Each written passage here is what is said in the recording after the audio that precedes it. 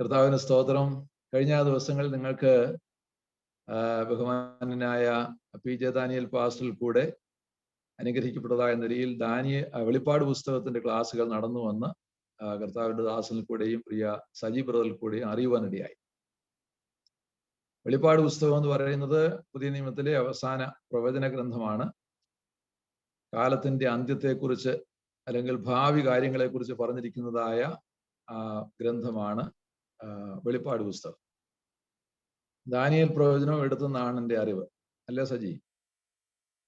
Daniel പ്രവചനം പഠിച്ചിട്ടുണ്ടല്ലോ? അത് രണ്ടും ഒരുമിച്ചായിരുന്നു. ഓക്കെ. ആട്ടെ, അപ്പം പ്രവചന ഗ്രന്ഥങ്ങൾ നിങ്ങൾ ഭാവിയോടുള്ള ബന്ധത്തിൽ കുറച്ച് ക്ലാസ്സുകൾ നിങ്ങൾ പഠിച്ചു കഴിഞ്ഞിരിക്കുകയാണ്. ഞാൻ ക്ലാസ് എടുക്കാൻ വേണ്ടി താല്പര്യപ്പെട്ടപ്പോൾ യുഗങ്ങളെ കുറിച്ച് ചോദിച്ചപ്പോൾ സജി പറഞ്ഞു അങ്ങനെ ഒരു വിഷയം എടുത്തിട്ടില്ല, അതുകൊണ്ട് യുഗങ്ങൾ എടുക്കാം എന്ന് പ്രിയ സഹോദരൻ സജി പറയുകയുണ്ടായി. ഇന്നത്തെ BTH അങ്ങനെയുള്ളതായ ഡിഗ്രി ക്ലാസ്സുകളിൽ യുഗങ്ങൾ എന്നുള്ള വിഷയത്തെ അങ്ങനെ പഠിപ്പിക്കുന്നതായിട്ട് അറിയുന്നില്ല. ഞങ്ങളൊക്കെ പഠിക്കുന്ന സമയത്തുണ്ടായിരുന്നൊരു വിഷയമാണ്. യുഗങ്ങൾ പഠിക്കുന്നത് എന്തിനാണെന്ന് ചോദിച്ചാൽ, ബൈബിളിന്റെ പ്രാരംഭം മുതൽ അവസാനം വരെ ഉള്ളതായ കാര്യങ്ങളെ ക്രമമായി ഓർഡറായി പഠിക്കാൻ വേണ്ടിയുള്ളതായ ഒരു പഠനമാണ് യുഗങ്ങളെന്നും. ദൈവത്തെ സംബന്ധിച്ചിടത്തോളം നിത്യത എന്നുള്ളതാണ് സമയത്തെ നമ്മൾ കാണാൻ കഴിയുന്നത്, നിത്യത. എന്നാൽ ടൈം അല്ലെങ്കിൽ കാലം എന്ന് പറയുന്നത് മനുഷ്യ സൃഷ്ടിപ്പിനോടനുബന്ധിച്ചാണ് ഈ സമയം ഉണ്ടായിരിക്കുന്നത്. സമയങ്ങളെയും കാലങ്ങളെയും നിർണയിപ്പാൻ ദൈവം ഗ്രഹങ്ങളെ, സൂര്യനെയും ചന്ദ്രനെയും നക്ഷത്രങ്ങളെയും ഉണ്ടാക്കിയെന്നാണ് ഉൽപ്പത്തി പുസ്തകത്തിൽ നമ്മൾ വായിക്കുന്നത്. അപ്പം കാലത്തിനൊരു ആരംഭമുണ്ട്, കാലത്തിനൊരു അവസാനവും ഉണ്ട്. എന്നാൽ നിത്യതയ്ക്ക് ആരംഭവുമില്ല, അവസാനവുമില്ല. എന്നാൽ നിത്യതയുടെ ഇടയിൽ ഈ കാലത്ത് വന്നതായ ഒരു കാര്യം കടന്നു വന്നതുകൊണ്ട് നിത്യതയെ രണ്ടായി തിരിച്ചാണ് വേദപഠിതാക്കൾ പഠിപ്പിക്കുന്നത്. അത് alpha eternity and omega eternity എന്ന് പറയും. ആൽഫ എന്നതും ഒമേഗ എന്നതും ഗ്രീക്ക് ആൽഫബറ്റിലെ ആദ്യത്തെയും അവസാനത്തെയും രണ്ട് അക്ഷരങ്ങളാണ്. ആൽഫ ഒമേഗ എന്ന് പറയുന്നത് പൂർവ്വ നിത്യത അല്ലെങ്കിൽ പഴയ കാലം തുടങ്ങുന്നതിന് മുൻപുള്ള നിത്യത. ഒമേഗ നിത്യത എന്ന് പറയുന്നത് കാലം കഴിഞ്ഞ് മുമ്പോട്ടുള്ളതായ നിത്യത. അപ്പൊ അതേക്കുറിച്ച് നമ്മൾ പഠിക്കുമ്പോൾ നിത്യത രണ്ടായി മുറിഞ്ഞോ? ഇല്ല. നിത്യതയായിട്ട് തന്നെ ദൈവത്തിന് തുടരുകയാണ്. എന്നാൽ അതിൻ്റെ ഇടയിൽ കാലമെന്ന് പറയുന്ന ഒരു പീരീഡ് മനുഷ്യനോടുള്ള ബന്ധത്തിൽ ദൈവം ഒരുക്കിയിരിക്കുകയാണ്. അതിനൊരു ഉദാഹരണം ഒന്നുകൂടെ മനസ്സിലാകാൻ വേണ്ടി പറയുകയാണെങ്കിൽ, കന്യാകുമാരിയിൽ നിന്നും അങ്ങ് സേലം ആ ഭാഗത്തോട്ട് പോകുന്ന ഹൈവേ ആണ്. പണ്ട് NH-40 എന്നാണ്ടായിരുന്നു എൻ്റെ നമ്പർ, ഇപ്പൊ നമ്പർ മാറി. നമ്മുടെ തിരുവനന്തപുരം, കൊല്ലം, ആലപ്പുഴ, അങ്കമാലി വഴി പാലക്കാട്, സേലം പോകുന്നതായ ഒരു ഹൈവേ ഉണ്ട്. നമ്മുടെ കേരളത്തിൽ പോകുന്ന ഏറ്റവും മെയിൻ ഹൈവേ ആണ്, പഴയ ഹൈവേ. എന്നാൽ ആ കന്യാകുമാരിയിൽ നിന്ന് തുടങ്ങുന്ന ആ ഹൈവേ അങ്ങനെ പൊക്കോണ്ടിരിക്കുമ്പോൾ തന്നെ ഈ തിരുവനന്തപുരത്ത് നിന്ന്, കേശവദാസപുരത്ത് നിന്ന് ആ ഹൈവേയിൽ നിന്നും ഒരു ഡൈവേർഷൻ ഉണ്ടായിട്ട് MC റോഡ് എന്ന് പറഞ്ഞൊരു റോഡ് നമ്മുടെ മധ്യ തിരുവിതാംകൂർ കൂടെ പോകുന്നു. ആ MC റോഡ് വന്ന് ചേരുന്നത് അങ്കമാലിയിലാണ്, അങ്കമാലി. അപ്പൊ ഞാൻ ഈ നിത്യതയും കാലത്തെയും കൂടെ തമ്മിൽ താരതമ്യപ്പെടുത്തുമ്പോൾ പറയുന്നത് ഈ സ്ഥലങ്ങളൊക്കെ നിങ്ങൾക്ക് പരിചയമുണ്ടെങ്കിൽ മാത്രമേ ഞാൻ ഈ പറയുന്ന കാര്യം മനസ്സിലാക്കുകയുള്ളൂ. അപ്പം അങ്ങ് തീരപ്രദേശത്തൂടെ പോകുന്നതായ ആ ഹൈവേ ഞാൻ നിത്യതയോടങ്ങ് ഉപമിക്കുകയാണ്, നിത്യതയോടെ.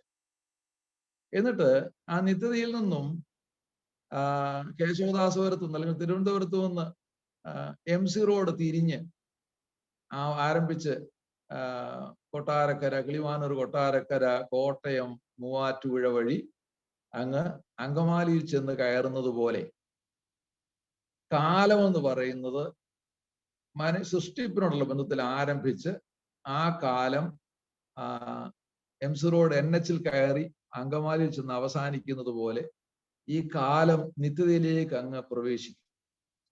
എന്നിട്ട് പറയുന്നത് ഇനിയും കാലം ഉണ്ടാകുകയില്ല, ഇനിയും കാലമില്ല. അപ്പം കാലം ആ പീരീഡ് കഴിഞ്ഞു, പിന്നെ അങ്ങ് നിത്യത തുടരുകയാണ്. അപ്പൊ നിത്യത അതിങ്ങനെ, നിത്യത എന്ന് പറയുന്നത് നമുക്കറിയാം, ആരംഭവുമില്ല അവസാനവുമില്ല, അതിങ്ങനെ തുടർന്നുകൊണ്ടേയിരിക്കുക. അതിന് പരിധിയില്ല, ആരംഭമില്ല അവസാനമില്ല. അതിന്റെ ഇടയ്ക്ക് വന്നതായ ഒരു ടൈം പീരീഡാണ് കാലം നമ്മോടുള്ള ബന്ധം. ഇത് അവസാനിക്കും. ഇതാണ് ഈ യുഗങ്ങളോടുള്ള ബന്ധത്തിൽ നമുക്ക് ചിന്തിക്കാനും പഠിക്കാനും ഉണ്ട്. പിന്നെ എന്തിനാണ് ഇത് പഠിക്കുന്നതെന്ന് ചോദിച്ചാൽ, നമുക്ക് ഈ ബൈബിളിലെ ചരിത്രത്തിന്റെ ഒരു ഓർഡർ കിട്ടും. പല ആളുകൾക്കും ചരിത്ര പുരുഷന്മാരായി നമ്മൾ കാണുന്ന മോശ, അബ്രഹാം, ദാവീദ്, ഇങ്ങനെയൊക്കെയുള്ളവരെ കുറിച്ച് പഠിക്കുമ്പോൾ ഇവരിൽ ആരാണ് ആദ്യം ജീവിച്ചിരുന്നതെന്ന് പലർക്കും തപ്പിതം. മോശയാണോ മുമ്പിൽ ജീവിച്ചിരുന്നത്, അബ്രഹാം ആണോ മുമ്പിൽ ജീവിച്ചിരുന്നതെന്ന് ചോദിച്ചാൽ മോശയാണ് ആദ്യം ജീവിച്ചിരുന്നതെന്ന് പറയുന്നവരുണ്ട്, അബ്രഹാം ആണ് ആദ്യം ജീവിച്ചിരുന്നതെന്ന് പറയുന്നവരുണ്ട്. നിങ്ങൾ എന്താ പറയുന്നതെന്ന് എനിക്കറിയത്തില്ല. ദാവീദാണോ ആരംഭത്തിൽ ജീവിച്ചിരുന്നത്, അബ്രഹാം ആണോ അല്ലെങ്കിൽ മോശയാണോ ചോദിച്ചാൽ അത് തപ്പിതം പറ്റുന്നതായ ആളുകൾ.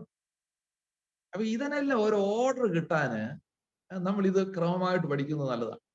അപ്പം ഇത് വായിച്ച് നിങ്ങൾ ഞങ്ങളുടെ ഞാൻ ചോദിക്കാം, നിങ്ങളിൽ എത്ര പേര് ഈ ബൈബിള് ഒരു പ്രാവശ്യമെങ്കിലും ഫുൾ വായിച്ചവരുണ്ട്, കംപ്ലീറ്റ് വായിച്ചവരുണ്ട്? Okay, thank you. പലരും കരങ്ങൾ ഉയർത്തുന്നു. എനിക്ക് എല്ലാവരെയും കാണാൻ കഴിയുന്നില്ല. വായിച്ചിട്ടുള്ളവരെ ഓർത്ത് ഞാൻ ദൈവത്തിന് സ്തോത്രം ചെയ്യും. അങ്ങനെ വായിച്ചിട്ടുള്ളവർക്ക് ഏതാണ്ട് ഒരു ഐഡിയ കിട്ടും. പല പ്രാവശ്യം വായിച്ചെങ്കിലേ നമുക്ക് അതിന്റെ ഒരു ക്ലിപ്തത കിട്ടുള്ളൂ. അപ്പോൾ ആ ഒരു ഓർഡർ നമുക്ക് മനസ്സിലാക്കാൻ കഴിയും. അതുകൊണ്ട് നമുക്ക് ഈ ബൈബിളിലെ ഈ കാലഘട്ടങ്ങളെ, അല്ലെങ്കിൽ ഈ ബൈബിളിലെ ഈ കാലം എന്ന് പറയുന്നത് ഈ പീരീഡിനെ, ആ ഒരു സമയത്തെ നമുക്ക് പലതായി തിരിച്ചങ്ങ് പഠിക്കാമെങ്കിൽ കുറെ കൂടി എളുപ്പമാണ്. അപ്പോൾ ഇതിനെ നമുക്ക് യുഗങ്ങൾ എന്നുള്ളതായ വിഷയം എന്നാണ് നമ്മൾ പറഞ്ഞത്. അപ്പം യുഗങ്ങൾ എന്നുള്ളതിന് ഡിസ്പെൻസേഷൻ എന്നാ പറയുന്നത് ഇംഗ്ലീഷില്. ഏജസ് ആൻഡ് ഡിസ്പെൻസേഷൻ എന്ന രണ്ട് പദമാണ് അതിനുവേണ്ടി ഉപയോഗിക്കുന്നത്. Ages and dispensation. ഏജസ് എന്നുള്ളതിന് പറയുന്നത് കാലഘട്ടം. കാലഘട്ടം എന്നുള്ളതിന് വേദപഠിതാക്കൾ കൊടുത്തിരിക്കുന്നതായ നിർവചനം ഞാൻ നിങ്ങളോട് പറയാം. ഭൂലോകത്തിന്റെ ബാഹ്യ അവസ്ഥയ്ക്ക് വ്യതിയാനം ഉളവാക്കുന്ന ഒരു സംഭവം മുതൽ അതിന് അവസ്ഥാഭേദം ഉണ്ടാകുന്ന മറ്റൊരു സംഭവം വരെയുള്ള സമയത്തിന് കാലഘട്ടം അല്ലെങ്കിൽ ഏജസ് എന്ന് പറയും. എന്ന് പറഞ്ഞാൽ ഭൂലോകത്തിന്റെ ബാഹ്യാവസ്ഥയ്ക്ക്, നമ്മുടെ ഭൂമിയുടെ ബാഹ്യാവസ്ഥയ്ക്ക് വ്യതിയാനം ഉളവാക്കുന്ന ഒരു സംഭവം മുതൽ അതിന് അവസ്ഥാഭേദം ഉണ്ടാക്കുന്ന മറ്റൊരു സംഭവം വരെയുള്ള സമയത്തിന് കാലഘട്ടം എന്ന് പറയുന്നു, അല്ലെങ്കിൽ ഏജസ് എന്ന് പറയുന്നു. ഈ ഏജ് എന്നുള്ളതായ പദത്തിന് ഇംഗ്ലീഷിൽ കൊടുത്തിരിക്കുന്ന അർത്ഥം നോക്കുകയാണെങ്കിൽ A particular period of time in history, A great period in the history of earth. നമ്മൾ ബ്രോൺസ് ഏജ്, അയൺ ഏജ് എന്നൊക്കെ പറയുന്നതായ അതുപോലെ അങ്ങനെയുള്ളതായ ഒരു സമയഘട്ടത്തെയാണ് പറയുന്നത്. ഈ തിരുവെഴുത്തിൽ കാലഘട്ടത്തെ നമുക്ക് മൂന്നായിട്ട് തിരിക്കാൻ കഴിയും, മൂന്നായിട്ട്. അപ്പം നമുക്ക് ആ ചരിത്രം, ഈ സമയം എന്നുള്ളതിനെ ഒന്നുകൂടെ വിഭജിച്ച് പഠിക്കുകയാണ്. തിരുവനന്തപുരം മുതൽ അങ്കമാലി വരെയുള്ളതായ ആ എംസി റോഡിനെ നമ്മൾ മൂന്നായിട്ട് തിരിക്കുക, അല്ലെങ്കിൽ ആ സമയത്തെ മൂന്നായിട്ട് തിരിക്കുക. അതിന് പൂർവ്വ കാലഘട്ടം അല്ലെങ്കിൽ പുരാതന കാലഘട്ടം, ഇപ്പോഴത്തെ കാലഘട്ടം, ഭാവി കാലഘട്ടം, ഇങ്ങനെ മൂന്നായിട്ട് തിരിക്കും. അപ്പൊ അങ്ങോട്ട് വരുന്നതിന് മുമ്പ് ഈ ഏജസിനെ കുറിച്ച് തിരുവെഴുത്തിൽ എന്തെങ്കിലും പറയുന്നുണ്ടോ നമ്മൾ നോക്കണം. മത്തായി സുവിശേഷം, അതിന് 3 വാക്യങ്ങൾ നമുക്കൊന്ന് വായിക്കണം. 3 വാക്യങ്ങൾ. മത്തായി സുവിശേഷം 13-ാം അധ്യായത്തിന്റെ 49-ാമത്തെ വാക്യം ആരെങ്കിലും ഒരാൾ വായിക്കണം. രണ്ടാമത് 2 കൊരിന്ത്യർ 4:4. മൂന്നാമത് ഗലാത്യർ 1:4. ഇത്രയും വാക്യങ്ങളാണ് നമ്മൾ അത് നോക്കുന്നത്, ഈ ഏജസിനെ കുറിച്ച് പറഞ്ഞിരിക്കുന്ന കാര്യം. അങ്ങനെ അവിടെ പറയുന്നു, അങ്ങനെ തന്നെ ലോകാവസാനത്തിൽ സംഭവിക്കും. ദൂതന്മാർ പുറപ്പെട്ട് നീതിമാന്മാരുടെ ഇടയിൽ ദുഷ്ടന്മാരെ വേർതിരിച്ച് തിരിച്ചുള്ളിലിട്ടളി. അവിടെ പറയുന്നത് ലോകാവസാനം. അതിന് ഇംഗ്ലീഷ് ബൈബിൾ നിങ്ങളുണ്ടെങ്കിൽ വായിച്ചു നോക്കുക. So it will be at the end of the age. ലോകാവസാനം എന്നുള്ളതിന്, ലോകം എന്നുള്ളതിന് ഏജ് എന്നാണ് അവിടെ കൊടുത്തിരിക്കുന്നത്. ലോകാവസാനം അല്ലെങ്കിൽ എൻഡ് ഓഫ് ദ ഏജ്. അപ്പോൾ എന്നിട്ട് 2 Corinthians 4:4 നിങ്ങൾ വായിക്കുമ്പോൾ ഈ ലോകത്തിന്റെ ദൈവം, 2 Corinthians 4:4, ഈ ലോകത്തിന്റെ ദൈവം, the God of this age has blinded the minds of them. ഈ ലോകത്തിന്റെ ദൈവം മനുഷ്യന്റെ കണ്ണുകളെ കുരുടാക്കി എന്നാണ് പറയുന്നത്. അവിശ്വാസികളുടെ മനസ്സ് കുരുടാക്കി. അപ്പൊ ഈ ലോകത്തിന്റെ എന്ന് പറയുന്നതിനും നമ്മൾ വായിക്കുന്നത്, ഇംഗ്ലീഷിൽ വായിക്കുന്നത് ഗോഡ് ഓഫ് ദിസ് ഏജ് എന്നാണ്. പിന്നെ ഗലാത്യർ 1:4 നമ്മൾ വായിക്കുമ്പോൾ അവിടെ കാണുന്നത് ദുഷ്ടലോകത്തിൽ നിന്ന് അവരെ വിടുവിച്ചു. Rescue us from this present evil age. അപ്പം ലോകം എന്നുള്ളതിന് ഇവിടെ കൊടുത്തിരിക്കുന്നതായ പദം ഏജ്, ഒരു കാലഘട്ടത്തെ കുറിച്ചാണ് പറയുന്നത്. ഈ ലോകം എന്നുള്ള ഈ ഏജ് ഇത് അവസാനിക്കും. അടുത്തത് ഈ ലോകത്തിന്റെ ദൈവം, ഈ കാലഘട്ടത്തിന്റെ ദൈവം, അതാണ് സാത്താൻ എന്ന് പറയുന്നത്. ഈ ദുഷ്ട കാലഘട്ടം, അതാണ് ഈ ദുഷ്ടലോകത്തിൽ നിന്ന് എന്ന് പറഞ്ഞിരിക്കുന്നത്. ഈ ഏജ് എന്നുള്ളതിന് ഗ്രീക്കിൽ കൊടുത്തിരിക്കുന്നത്, നമ്മുടെ വിശുദ്ധ ബൈബിൾ പഴയ നിയമം ഹീബ്രുവിലാണ് അതിന്റെ മൂലഭാഷ, ഹീബ്രുവിലാണ് എഴുതിയത്. പുതിയ നിയമം ഗ്രീക്ക് ഭാഷയിലാണ് എഴുതിയത്. ഗ്രീക്ക് ഭാഷയോട് എതിർക്കുന്നതായ ചില വ്യക്തികളെ ഞാൻ ഈയിടെ കണ്ടിട്ടുണ്ട്. ബൈബിൾ എല്ലാം ഹീബ്രു ഭാഷയിലാണ് എഴുതിയതെന്ന് അദ്ദേഹം ഭയങ്കരമായിട്ട് ശക്തമായിട്ട് വാദിക്കാറുണ്ട്. എന്നാൽ ഒറിജിനൽ ടെക്സ്റ്റുകളെല്ലാം ഗ്രീക്കിലാണ് പുതിയ നിയമത്തിൻ്റെത് കിടക്കുന്നത്. അത് ഹീബ്രുവിലേക്കും ട്രാൻസ്ലേറ്റ് ചെയ്തിട്ടുണ്ട്. പോട്ടെ, അങ്ങോട്ട് ഞാൻ കിടക്കുന്നത്. അപ്പൊ ഈ ഗ്രീക്ക് ഏജ് എന്നുള്ളതിനെ കൊടുത്തിരിക്കുന്നത് അയോൺ, AION, അയോൺ എന്ന പദമാണ് ഗ്രീക്കിൽ കൊടുത്തിരിക്കുന്നത്. ആ പദത്തിന്റെ അർത്ഥം an unbroken age, eternity, the world, universe, a period of time, age. ഇത്രയും അർത്ഥങ്ങളാണ് അതിന് കൊടുത്തിരിക്കുന്നത്. അപ്പം അയോൺ എന്നുള്ളതായ ആ ഗ്രീക്ക് പദമാണ് ഏജ് എന്നുള്ളതിന് കൊടുത്തിരിക്കുന്നത്. അപ്പൊ ഏജിനെ മലയാളത്തിൽ ഭാഷാന്തരം ചെയ്തപ്പോൾ ലോകം എന്നാണ് പറഞ്ഞിരിക്കുന്നതെങ്കിലും ആ ഒരു ലോകമെന്ന് പറയുന്നത് ആ ഒരു കാലഘട്ടത്തെ കുറിച്ചാണ് പറയുന്നത്. കർത്താവിന് സ്തോത്രം. അപ്പം അത്തരം കാര്യങ്ങൾ മനസ്സിലായല്ലോ. ഈ 3 വാക്യങ്ങൾ നമ്മൾ വായിച്ചത് ലോകം ഉള്ളിടത്ത് പറഞ്ഞിരിക്കുന്നതായ കാര്യങ്ങളാണ് വായിച്ചത്.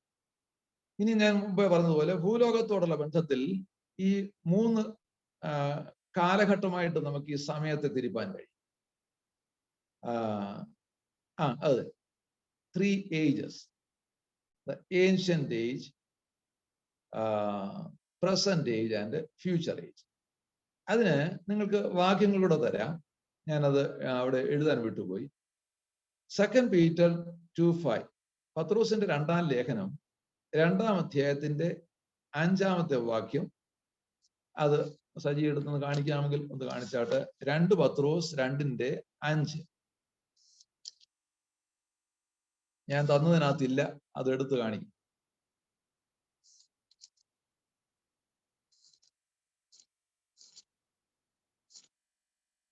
ആർക്കെങ്കിലും എടുത്ത് വായിക്കാൻ കഴിവുണ്ടെങ്കിൽ വായിക്കൂടെ ചെയ്താൽ സന്തോഷമായിരിക്കും. 2 പത്രോസ് 2:5. പുരാതന ലോകത്തെയും ആദരിക്കാതെ ഭക്തികെട്ടവരുടെ ലോകത്തിൽ ജലപ്രളയം വരുത്തിയപ്പോൾ. എന്താ മോളെ സിസ്റ്റർ ഒന്നുകൂടെ വായിച്ചേ. പുരാതന ലോകത്തെയും ആദരിക്കാതെ ഭക്തികെട്ടവരുടെ ലോകത്തിൽ ജലപ്രളയം വരുത്തിയപ്പോൾ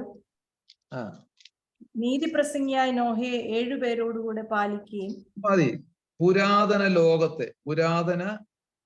ലോകത്തെ എന്നവിടെ പറഞ്ഞിരിക്കുന്നു. Ancient age. പുരാതന ലോകത്തെ ആദരിക്കാതെ ഭക്തികെട്ടവരുടെ ലോകത്തിൽ ജലപ്രളയം വരുത്തിയപ്പോൾ നീതിപ്രസംഗിയായ നോഹയെ 7 പേരോടുകൂടെ പാലിച്ചു. ഇതാണ് പുരാതന ലോകം എന്ന് പറയുന്നത്. പുരാതന ലോകം എന്ന് പറയുന്നത് ഇപ്പോൾ ദൈവത്തിന്റെ സൃഷ്ടിപ്പ് മുതൽ നോഹയുടെ കാലത്ത് ജലപ്രളയത്താൽ ഭൂമിയെ നശിപ്പിച്ചത് വരെയുള്ളതായ ആ കാലഘട്ടത്തെയാണ് പുരാതന കാലഘട്ടം എന്ന് പറയുന്നത്. പുരാതന കാലഘട്ടം. ആ ജലപ്രളയത്തോടുകൂടെ ഭൂമിയുടെ അവസ്ഥയ്ക്ക് ഒരു വലിയ മാറ്റം ഉണ്ടായി, വലിയ ഭേദമുണ്ടായി. അതാണ് നമ്മൾ അതിന്റെ പ്രാരംഭത്തിങ്കൽ അതിനെ കുറിച്ച് പറഞ്ഞല്ലോ, ഭൂലോകത്തിന്റെ ബാഹ്യാവസ്ഥയ്ക്ക് വ്യതിയാനം ഉളവാകുന്ന ഒരു സംഭവം മുതൽ അതിന് അവസ്ഥാഭേദം ഉണ്ടാകുന്ന മറ്റൊരു സംഭവം വരെയുള്ള സമയത്തിനാണ് കാലഘട്ടം എന്ന് പറയുന്നത് ഞാൻ പറയുകയുണ്ടായി, എന്റെ ഡെഫിനിഷനിൽ പറയുകയുണ്ടായി. അപ്പൊ ഇവിടെ എന്താ പറഞ്ഞിരിക്കുന്നത്? പുരാതന കാലഘട്ടം. അതെന്ന് വരെയാണെന്നാ പറഞ്ഞിരിക്കുന്നത്? അത് നോഹയുടെ കാലത്തെ ജലപ്രളയം വരെ. പുരാതന ലോകത്തെ അല്ലെങ്കിൽ പുരാതന കാലത്തെ ഏൻഷ്യന്റ് ഏജിനെ നോഹയുടെ കാലത്തോടെ അവസാനം വന്നു. അവിടെ ഭൂമിക്ക് ഒരു മാറ്റം ഉണ്ടായി. അന്ന് വരെ ഉണ്ടായിരുന്നതായ ഭൂമിയുടെ അവസ്ഥയ്ക്ക് മാറ്റം വരുവാനിടയായി. അപ്പോൾ അതാണ് പുരാതന കാലഘട്ടം എന്ന് പറയുന്നത്. ഇതിന്റെ പത്രോസ് ലേഖനത്തിൽ തന്നെ 3:5-6 കൂടെ നിങ്ങൾ നോട്ട് ചെയ്തുകൊള്ളുക, പിന്നീട് വായിച്ചു നോക്കുക, ആ ഭാഗത്തെ കുറിച്ചുകൂടെ കാണാൻ കഴിയും. അപ്പൊ ഇത് creation to the flood of Noah, സൃഷ്ടിപ്പ് മുതൽ നോഹയുടെ കാലത്തെ പ്രളയം വരെയുള്ളതായ സമയത്തിനാണ് ഈ പുരാതന കാലഘട്ടം എന്ന് പറയുന്നത്. രണ്ടാമത്തേത് ഇപ്പോഴത്തെ കാലഘട്ടം അല്ലെങ്കിൽ പ്രസന്റ് ഏജ്. പത്രോസിന്റെ 2-ാം ലേഖനം തന്നെ 3:7 മുതൽ 9 വരെയുള്ള വാക്യങ്ങൾ നമ്മൾ നോക്കുമ്പോൾ കാണാൻ കഴിയുന്നത് 3:7 മുതൽ 9 വരെ. ഇപ്പോഴത്തെ ആകാശവും ഈ ഭൂമിയും അതേ വചനത്താൽ തീക്കായി സൂക്ഷിച്ചും ന്യായവിധിക്കും ഭക്തികെട്ട മനുഷ്യരുടെ നാശവും സംഭവിക്കാനുള്ള ദിവസത്തേക്ക് കാത്തിരിക്കുന്നു എന്ന് അവർ മനസ്സോടെ കടന്നുകളയുന്നു. അപ്പോൾ ഇപ്പോഴത്തെ ഭൂമിയുടെ അവസ്ഥ അല്ലെങ്കിൽ ഇപ്പോഴത്തെ ഈ ലോകത്തിന്റെ അവസ്ഥ, അതിനുണ്ടാകാൻ പോകുന്നതായ അന്ത്യം എന്ന് പറയുന്നത് ഒരു തീയാണ്. അഗ്നി കൊണ്ട് ഈ ഭൂമിക്ക് ഉണ്ടാകാൻ പോകുന്ന ഒരു മാറ്റം അതെപ്പോഴാണെന്നുള്ളത് പത്രോസ് തന്നെ പറയുന്നുണ്ട്. ഈ ഭൂമിയെ തീക്കായി സൂക്ഷിച്ചിരിക്കുകയാണ്. ഒരിക്കൽ ദൈവം ഈ ഭൂമിയെ വെള്ളം കൊണ്ട് നശിപ്പിച്ചു. ആ വെള്ളം കൊണ്ട് നശിപ്പിച്ചതായ ഭൂമിയുടെ അവസ്ഥയ്ക്ക് മാറ്റം ഉണ്ടായി ഇന്നത്തെ ഭൂമി വന്നിരിക്കുന്നു. ഇന്നത്തെ ഭൂമിയെ ദൈവം എന്ത് ചെയ്യാൻ പോവുകയാണ്? തീ കൊണ്ട് നശിപ്പിക്കാൻ പോവുകയാണ്. ആ തീ കൊണ്ട് നശിപ്പിക്കുന്നവരോടെ അതിന് ആ ഭൂമിയുടെ അവസ്ഥയ്ക്ക് മാറ്റം ഉണ്ടാകും. നിങ്ങൾ വെളിപ്പാട് പുസ്തകത്തിൽ പഠിച്ചിട്ടുണ്ടായിരിക്കും. തീ കൊണ്ട് ഭൂമി ശുദ്ധീകരിക്കപ്പെടുന്നതോടുകൂടെ ഈ ഭൂമിയിൽ നിന്നും സമുദ്രമില്ലാതാകും. ഭൂമി ശുദ്ധീകരിക്കപ്പെടും. പിന്നെ സമുദ്രമില്ലാത്തതായ പുതിയ ആകാശവും പുതിയ ഭൂമിയും ഉണ്ടാകും. നിങ്ങളത് വെളിപ്പാട് പുസ്തകത്തിൽ പഠിച്ചിട്ടുണ്ട്. അപ്പോൾ ആ പുതിയ ആകാശത്തിലും പുതിയ ഭൂമിയിലുമാണ് ക്രിസ്തുവിന്റെ മണവാട്ടി സഭ വസിക്കുന്നതായ പുതിയ യെരൂശലേം ഇറങ്ങി വരുന്നത്. നിങ്ങൾ ആ ഭാഗമൊക്കെ ഓർക്കുന്നുണ്ടെന്ന് ഞാൻ കരുതുന്നു. അപ്പോൾ ഇതാണ് ഇപ്പോഴത്തെ ഭൂമി എന്ന് പറയുന്നത്. ഇപ്പോഴത്തെ കാലഘട്ടം, ഈ പ്രസന്റ് ഏജ്. ഇതിനെ ഇത് എന്ന് മുതൽ എന്ന് വരെയാണ് ചോദിച്ചാൽ flood to the coming of Jesus Christ, യേശുക്രിസ്തുവിന്റെ വരവ് വരെയാണ് ഇത് സംഭവിക്കുന്നത്, ഈ കാലഘട്ടം എന്ന് പറയുന്നത്. അതിനുശേഷമുള്ളതായ കാലഘട്ടം എന്ന് പറയുന്നത് ഭാവി കാലഘട്ടം. അത് യേശുക്രിസ്തുവിന്റെ പുനരാഗമനത്തിന് ശേഷം പിന്നെ അങ്ങോട്ട് തുടർന്നുള്ളതായ ആ കാലങ്ങളെയാണ് ഭാവി കാലഘട്ടം എന്ന് പറയുന്നത്. എബ്രായ ലേഖനം 2-ാം അധ്യായത്തിന്റെ 5-ാം വാക്യവും 2 പത്രോസ് 3:10 മുതൽ 13 വരെയുള്ള വാക്യങ്ങൾ നിങ്ങൾ നോട്ട് ചെയ്യുക. അപ്പോൾ ഈ കാലഘട്ടത്തെ നമ്മൾ 3ആയി തിരിച്ചു എളുപ്പത്തിന് വേണ്ടി. 1 പുരാതന കാലഘട്ടം, 2 ഇപ്പോഴത്തെ കാലഘട്ടം, 3 ഭാവി കാലഘട്ടം. 1-ാമത്തെ കാലഘട്ടം സൃഷ്ടിപ്പ് മുതൽ നോഹയുടെ കാലത്തെ പ്രളയം വരെയും, ഇപ്പോഴത്തെ കാലഘട്ടം പ്രളയം മുതൽ യേശുക്രിസ്തുവിന്റെ മടങ്ങിവരവ് വരെയും, ഭാവി കാലഘട്ടം യേശുക്രിസ്തുവിന്റെ മടങ്ങിവരവിന് ശേഷമുള്ളതായ ആ കാലത്തെയുമാണ് കാണിക്കുന്നത്. അപ്പോൾ യേശുക്രിസ്തുവിന്റെ വരവിന് ശേഷം ഈ ഭൂമിയിൽ ദൈവത്തിന്റെ ന്യായവിധി ഉണ്ടാകും. അത് കഴിയുമ്പോൾ സഹസ്രാബ്ദ ഭൂമി ഉണ്ടാകും. സഹസ്രാബ്ദ ഭൂമിയും കഴിഞ്ഞതിന് ശേഷമാണ് ഞാൻ മുമ്പേ പറഞ്ഞതായ ആ തീ കൊണ്ടുള്ളതായ ശുദ്ധീകരണം എന്ന് പറയുന്നത്. അത് ഓർത്തോണം.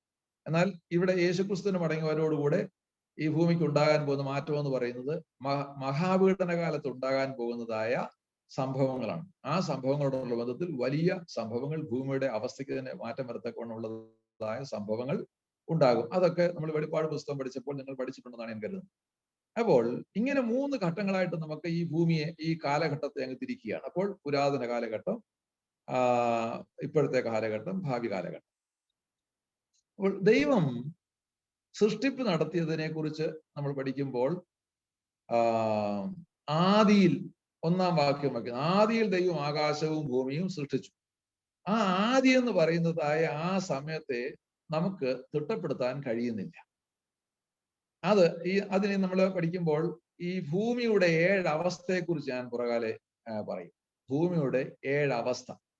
എനിക്ക് ഓർമ്മയുണ്ട്, സൂസൻ സൂസ് ഓർക്കുന്നുണ്ടായിരിക്കും, ഷാർജയില് നമ്മള് സോദരി സമാജത്തിന്റെ മീറ്റിങ്ങുകൾക്ക് ഞാൻ ഒരു ചാർട്ട് കൊണ്ടുവന്ന് പഠിപ്പിച്ചത് ഓർക്കുന്നുണ്ടായിരിക്കും. അതിൻ്റെ അകത്ത് ഭൂമിയുടെ 7 അവസ്ഥാന്തരത്തെ കുറിച്ച് പറഞ്ഞിട്ടുണ്ട്. ഭൂമിയുടെ 7 അവസ്ഥാന്തരം. അത് ആ ചാർട്ട് കാണിച്ച് നിങ്ങളെ മനസ്സിലാക്കി തരാം. ഞാനത് എൻ്റെ ചാർട്ട് കോയമ്പത്തൂർ ഇരിക്കുകയാണ്. ഞാനത് അടുത്ത പ്രാവശ്യം പോയിട്ട് വരുമ്പോൾ കൊണ്ടുവന്ന് നിങ്ങളത് കാണിക്കാം. അപ്പൊ ഈ ഭൂമി ദൈവം ആദ്യം സൃഷ്ടിച്ച ഭൂമി, ദൈവം പാഴ് ശൂന്യമായി തീർന്ന ഭൂമി, പിന്നെ ദൈവം പുതുക്കി സൃഷ്ടിച്ചതായ ഭൂമി, പിന്നെ പാപത്തിന് ശേഷം ഇപ്പോഴത്തെ ഭൂമി, പിന്നെ സഹസ്രാബ്ദ ഭൂമി, അത് കഴിഞ്ഞതിന് ശേഷം തീ കൊണ്ട് ശുദ്ധീകരിക്കുന്നതായ ഭൂമി, അത് കഴിഞ്ഞതിന് ശേഷം പുതുവാന ഭൂമി, പുതിയ ഭൂമി. അപ്പോൾ 1-ാമത്തെ ഭൂമിയുടെ അവസ്ഥയിലേക്ക് 7-ാമത്തെ ഭൂമി വരും. അതിൻ്റെ ഇടയ്ക്ക് സംഭവിക്കുന്ന കാര്യങ്ങളാണ് നമ്മൾ ഇന്ന് കാണുന്നത്. അപ്പൊ ആ 7 ഭൂമിയുടെ അവസ്ഥ ഞാൻ പിന്നെ പറയാം, ഇപ്പോഴങ്ങോട്ട് പോകുന്നില്ല. അപ്പം ദൈവം ഭൂമിയെ സൃഷ്ടിച്ചു. ആദിയിൽ ദൈവം ആകാശവും ഭൂമി സൃഷ്ടിച്ചു. ഭൂമി പാഴ് ശൂന്യമായി തീർന്നു. അത് 2-ാമത്തെ ഭൂമിയാണ്.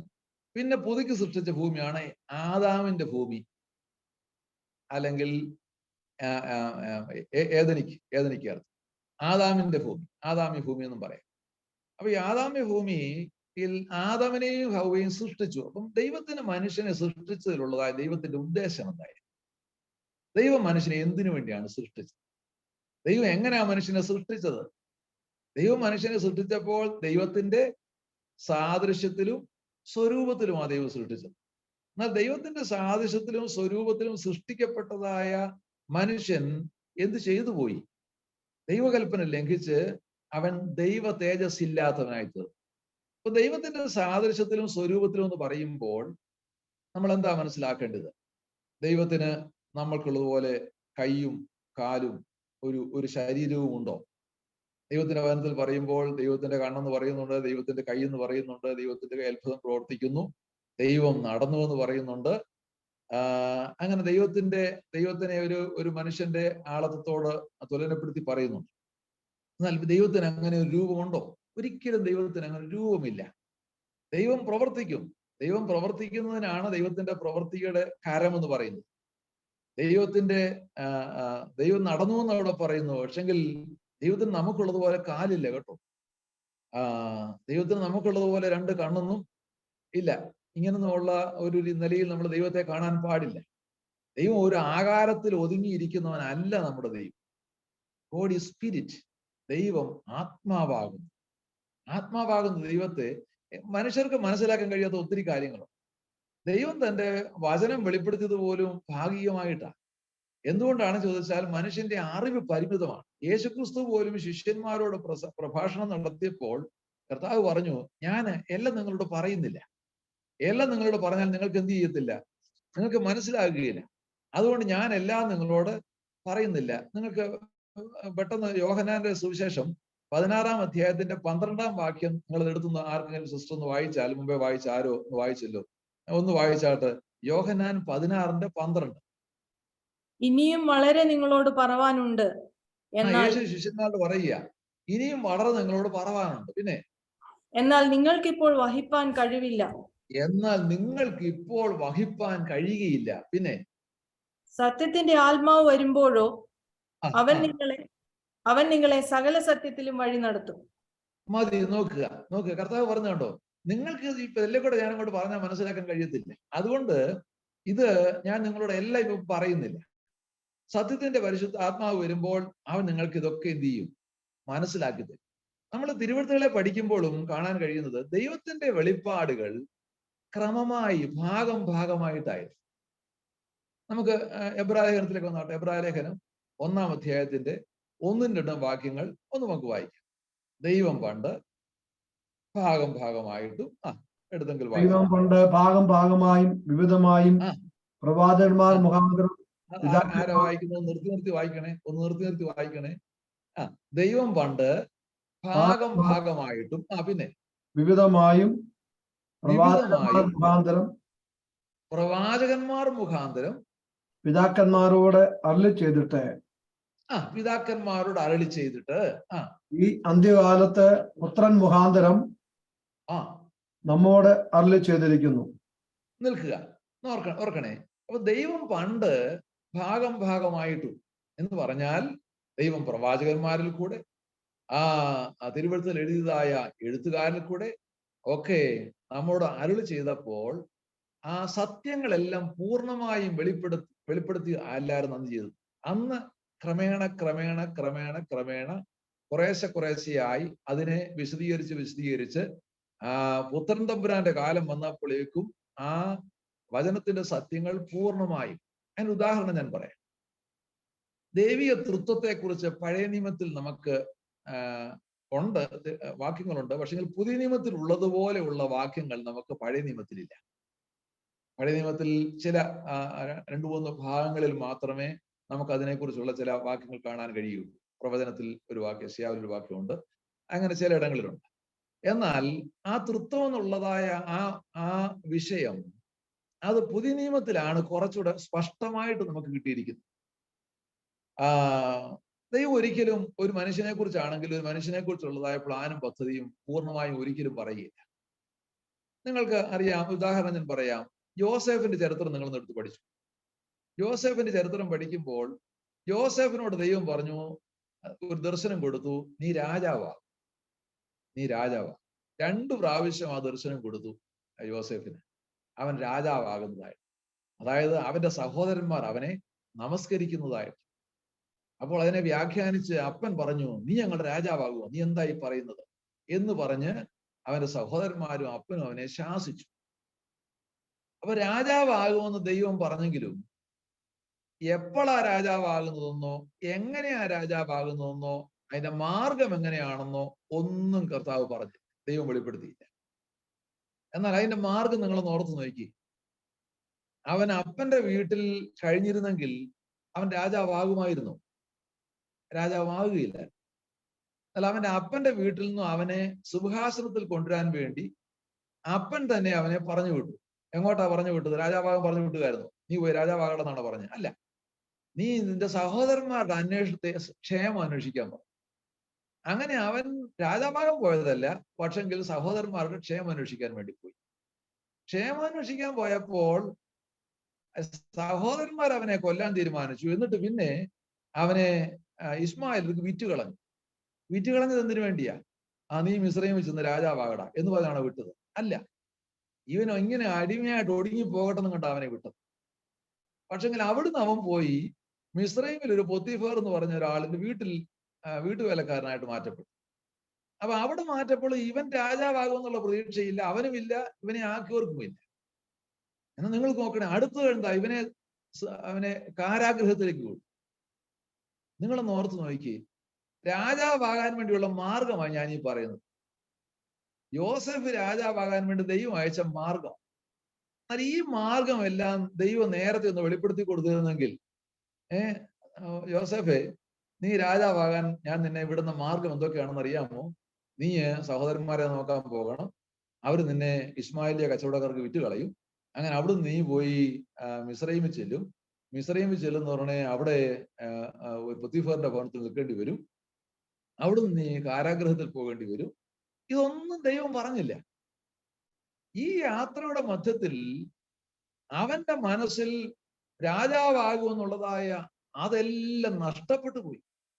എന്നെ കേൾക്കുന്നതായ ദൈവമക്കളോട് ഞാൻ ആ ഭാഗത്തു നിന്ന് ഒരു ദൈവീയ ദൂതായിട്ട് പറയുകയാണ്. നിങ്ങളോടൊക്കെ ദൈവത്തിന്റെ വാഗ്ദത്തങ്ങളുണ്ട്. നിങ്ങളോടൊക്കെ ദൈവം വാഗ്ദത്തങ്ങൾ പറഞ്ഞിട്ടുണ്ട്.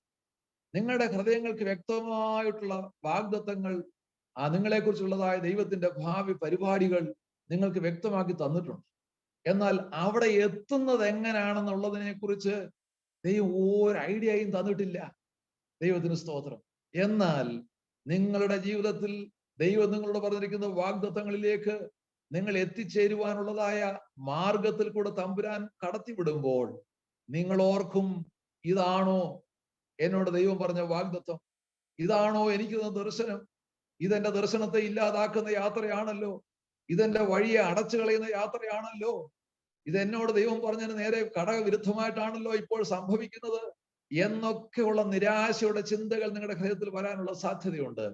എന്നാൽ ദൈവത്തിന്റെ പരിശുദ്ധാത്മാവ് പറയുന്നു, അല്ല, ഇത് നിന്നോട് പറഞ്ഞ വാഗ്ദത്തത്തിലേക്കുള്ള നടത്തിപ്പാണ്, വാഗ്ദത്തത്തിലേക്കുള്ളതായ യാത്രയാണ്. ദൈവത്തിന്റെ സ്തോത്രം. ഇത് നമുക്ക് ഇപ്പോൾ മനസ്സിലാകുകയില്ല. യോസേഫിനും മനസ്സിലായില്ല. യോസേഫ് ഒടുക്കം പറഞ്ഞതായ കാരാഗ്രഹത്തിൽ കിടന്ന് പറഞ്ഞൊരു വാചകം നിങ്ങൾ ഓർക്കുന്നുണ്ടോ? അവരോട് പറയുകയാണ്, യജമാനെ, എന്നെ ഇവിടെ കട്ടുകൊണ്ട് വന്നതാണ്.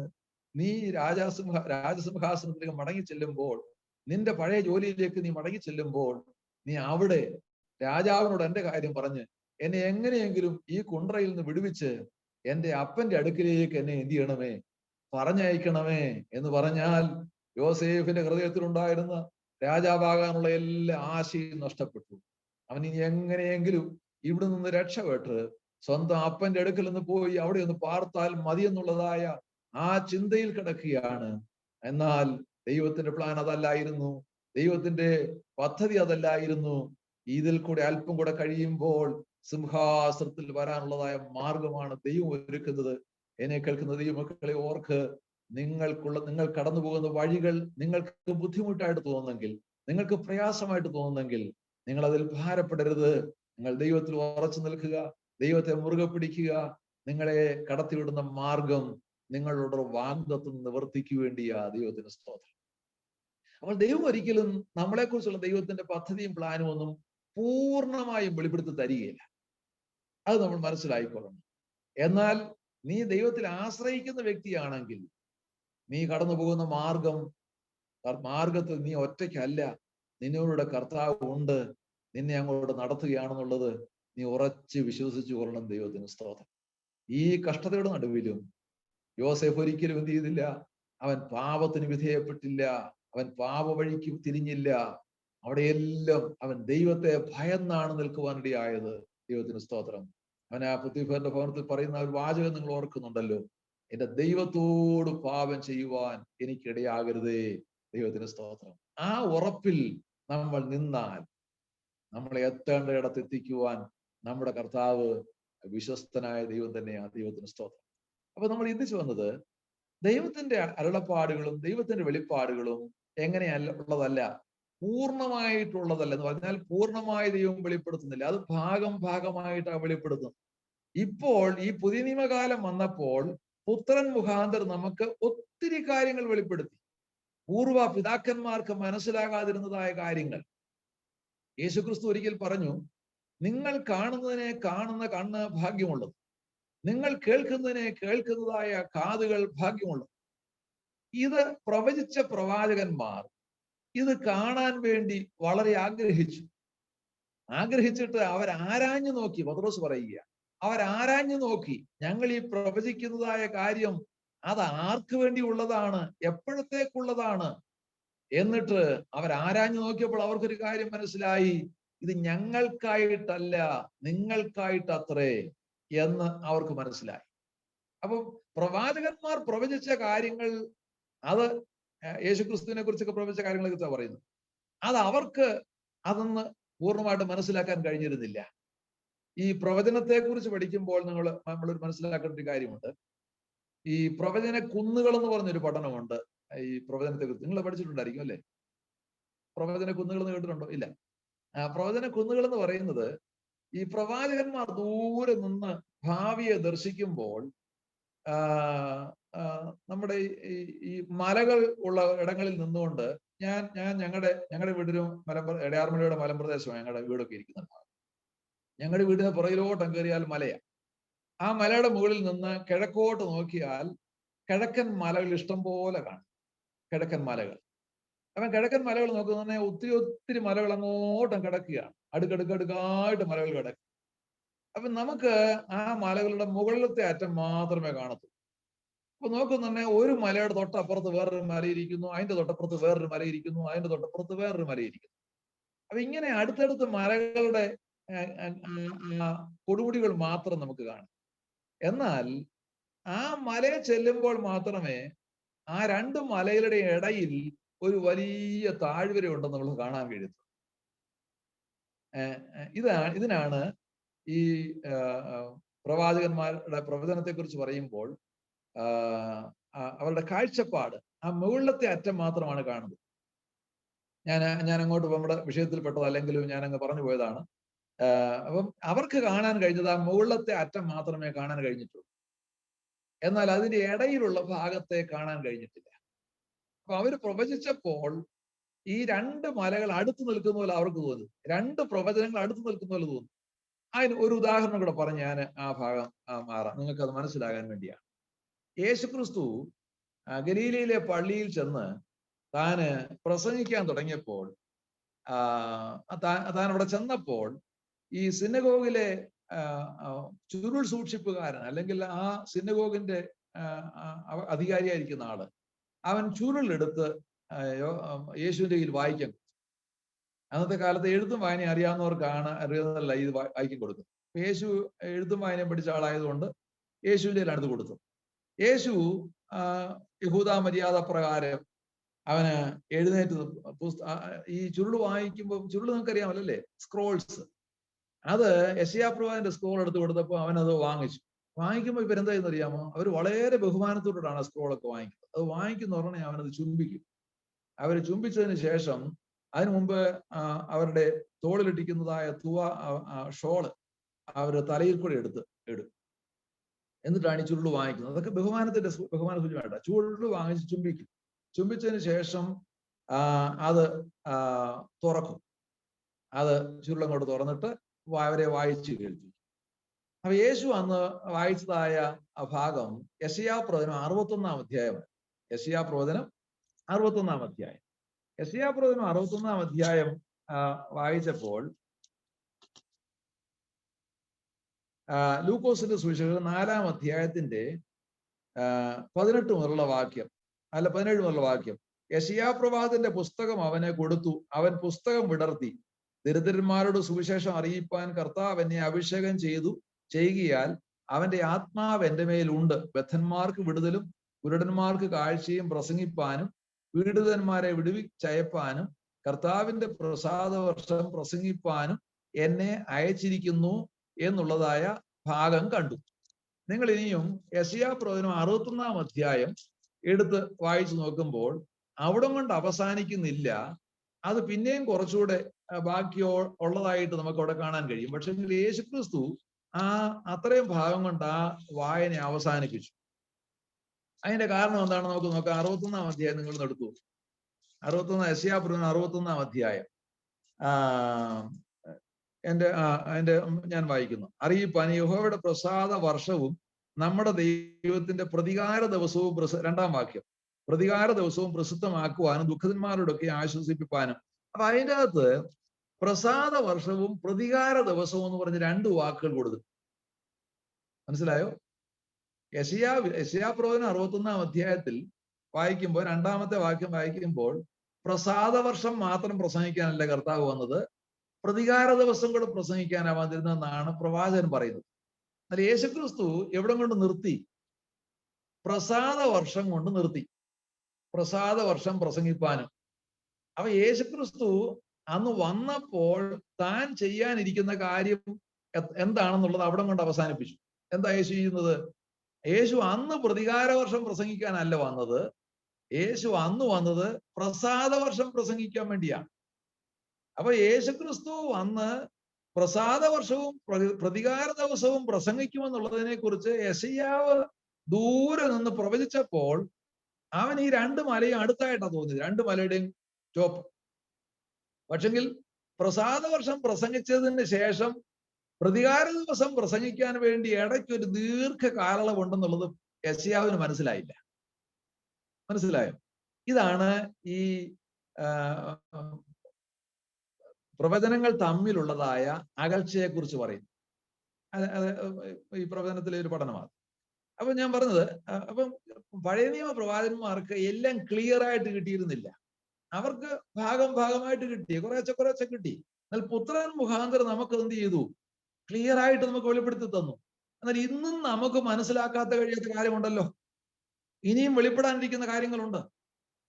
തെളിവ് യോഹന്നാന്റെ 1-ാം ലേഖനം 3-ാം അധ്യായത്തിന്റെ 1-2 വാക്യങ്ങൾ നിങ്ങളൊന്ന് വായിച്ചു നോക്കുക. യോഹന്നാന്റെ 1-ാം ലേഖനം 3-ാം അധ്യായത്തിന്റെ 1-2 വാക്യങ്ങൾ. കാൺമീൻ, നാം ദൈവമക്കൾ എന്ന് വിളിക്കപ്പെടുവാൻ പിതാവ് നമുക്ക് വലിയ സ്നേഹം നൽകിയിരിക്കുന്നു. അതെ, പിന്നെ അങ്ങനെ തന്നെ നാം ആകുന്നു. ലോകം അവനെ അറിഞ്ഞിട്ടില്ലായ കൊണ്ട് നമ്മയും അറിയുന്നില്ല. പ്രിയമുള്ളവരെ, നാം ഇപ്പോൾ ദൈവമക്കളാകുന്നു. പ്രിയമുള്ളവരെ, നാം ഇപ്പോൾ ദൈവമക്കളാകുന്നു. പിന്നെ നാം ഇന്നതാകും എന്ന് ഇതുവരെ പ്രത്യക്ഷമായില്ല. ഇതുവരെ നമുക്കറിയത്തില്ല. ഇതുവരെ നമുക്കറിയത്തില്ല. നാം ഇന്നതാകുമെന്ന് ഇതുവരെ പ്രത്യക്ഷമായിട്ടില്ല. അത് കർത്താവിനോട് പറഞ്ഞിട്ടില്ല. എന്നാൽ നമുക്ക് ഒരു കാര്യം അറിയാം.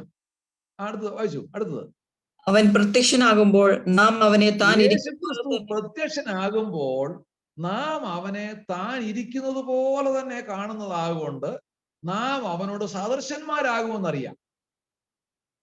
അവനോട് സദൃശന്മാരാകുമെന്നറിയാം. പക്ഷെ അവനോട് സദൃശ്യമാകുന്നത് ഏത് നിലയിലാണെന്ന് നമുക്ക് ഇതുവരെ മനസ്സിലായിട്ടില്ല. യേശുക്രിസ്തു ഉയർത്തെഴുന്നേറ്റ് ശേഷം ശിഷ്യന്മാർക്ക് പ്രത്യക്ഷനായത് ആ പഴയ രൂപത്തിൽ തന്നെയാണ്. അവന്റെ ശരീരം തേജസ്കരിക്കപ്പെട്ടതായിരുന്നെങ്കിലും അവൻ ശിഷ്യന്മാർക്ക് കാണത്തക്ക നിലയിൽ പ്രത്യക്ഷനായി, അവർക്ക് തൊട്ടു നോക്കത്തക്ക നിലയിൽ പ്രത്യക്ഷനായി, അവരുടെ അടുത്ത് വന്ന് നിൽക്കത്തക്ക നിലയിൽ പ്രത്യക്ഷനായി. ആ ശരീരത്തിന് രൂപാന്തരം സംഭവിച്ചെന്നുള്ളത് നമുക്ക് മനസ്സിലാക്കാൻ കഴിയും. എങ്ങനെ? ആ അടച്ചിട്ട മുറിക്കുള്ളിൽ മുറി തുറക്കാതെ പ്രവേശിച്ചത് കൊണ്ട് മനസ്സിലായി, ആ പഴയ ശരീരമല്ല, ഇത് രൂപാന്തര ശരീരമാണെന്നുള്ളത്. ഈ രൂപാന്തരപ്പെട്ട ശരീരത്തിന് വസ്തുക്കളെ ഭേദിച്ചു പോകാനുള്ളതായ കഴിവുണ്ടെന്നാണ് നമുക്കതിൽ നിന്ന് മനസ്സിലാക്കാൻ കഴിയും. അപ്പൊ നാം ഏത് കോൺക്രീറ്റ് കെട്ടിടത്തിനുള്ളിൽ ഇരുന്നാലും, നമ്മളെ ഏത് കുണ്ടറയ്ക്കകത്ത് വർഗീയ വിരോധികൾ കൊണ്ട് അടച്ചെന്ന് പറഞ്ഞാലും, യേശുക്രിസ്തുവിന്റെ ആഗോളത്തിന് കേൾക്കുമ്പോൾ നമ്മുടെ ശരീരം രൂപാന്തരപ്പെടുകയാണെങ്കിൽ ഏതറയ്ക്കകത്തു നിന്നും നമ്മൾ രൂപാന്തരപ്പെട്ട് പോകുവാനിടയാണ്. അപ്പം വസ്തുക്കൾക്ക് നമ്മളെ തടയുവാൻ കഴിയത്തില്ല. ഇതാണ് രൂപാന്തര ശരീരത്തിന്റെ വിശേഷത. എന്നാൽ യേശുക്രിസ്തു ഇപ്പോൾ ആയിരിക്കുന്ന സ്ഥിതി എന്താണെന്ന് നമുക്കറിയത്തില്ല. നമ്മളെ ശിഷ്യന്മാർ അന്ന് കണ്ടതുപോലെ അല്ല. അതിന്റെ ഒരു ഭാഗം യോഹന്നാൻ പത്മോസിൽ കാണുകയുണ്ടായി. ആ പത്മോസിൽ കണ്ടപ്പോഴും ഏതാണ്ടൊക്കെ അതിനോട് തുല്യമായിട്ടാണ്. എന്നാൽ ആ യോഹന്നാനാ പറയുന്നത് നാം എന്താകുമെന്ന് നമുക്കിതുവരെ അറിയത്തില്ല. യേശുക്രിസ്തു എന്നാൽ യേശുക്രിസ്തു വെളിപ്പെടുമ്പോൾ നാം അവനെ താൻ ഇരിക്കുന്നത് പോലെ തന്നെ കാണണമെങ്കിൽ നാം അവനോട് സദൃശന്മാരാകണം എന്ന് പറഞ്ഞാൽ, എൻ്റെ ഈ മൺമയമായ ശരീരത്തിൽ ഇരുന്നുകൊണ്ട് യേശുക്രിസ്തുവിന്റെ തേജസ്സുള്ള ശരീരത്തെ കാണാൻ എനിക്ക് കഴിയത്തില്ല. യേശുക്രിസ്തുവിന്റെ തേജസ്സുള്ള ശരീരത്തെ കാണണമെങ്കിൽ ഞാനും അവനെ പോലെ ആകണം. അപ്പൊ ഞാൻ പറഞ്ഞു വന്നത്, എല്ലാ കാര്യങ്ങളും നമുക്ക് എന്ത് ചെയ്തിട്ടില്ല, വെളിപ്പെട്ട് കിട്ടിയിട്ടില്ല. ഇന്ന് പണ്ട് കാലങ്ങളിൽ ഉണ്ടായിരുന്നതിനേക്കാൾ കൂടുതൽ വെളിപ്പെട്ടു. പൂർവ്വകാലത്ത് പിതാക്കന്മാർക്ക് വെളിപ്പെട്ടതിനേക്കാൾ കൂടുതൽ സത്യങ്ങൾ പുത്രൻ മുഖാന്തരം വെളിപ്പാടുണ്ടായി. ഇനിയും നമുക്ക് വെളിപ്പെടാൻ കഴിയാത്തതായ അല്ലെങ്കിൽ മനസ്സിലാക്കാൻ കഴിയാത്തതായ പല കാര്യങ്ങളും ഉണ്ട്. കൊരിന്ത്യർക്ക് എഴുതിയ 1-ാം ലേഖനം 13-ാം അധ്യായത്തിന്റെ 12-ാം വാക്യം വായിക്കുമ്പോൾ അവിടെ പറയുന്നുണ്ട്, നാം ഇപ്പോൾ കണ്ണാടിയിൽ കടമൊഴിയായി കാണുന്നു, പൂർണ്ണമായത് വരുമ്പോഴോ. ഇല്ലേ? ആ വാക്യം ഒന്ന് വായിച്ചാട്ടെ. 1 കൊരിന്ത്യർ 13:12. First Corinthians 13:12.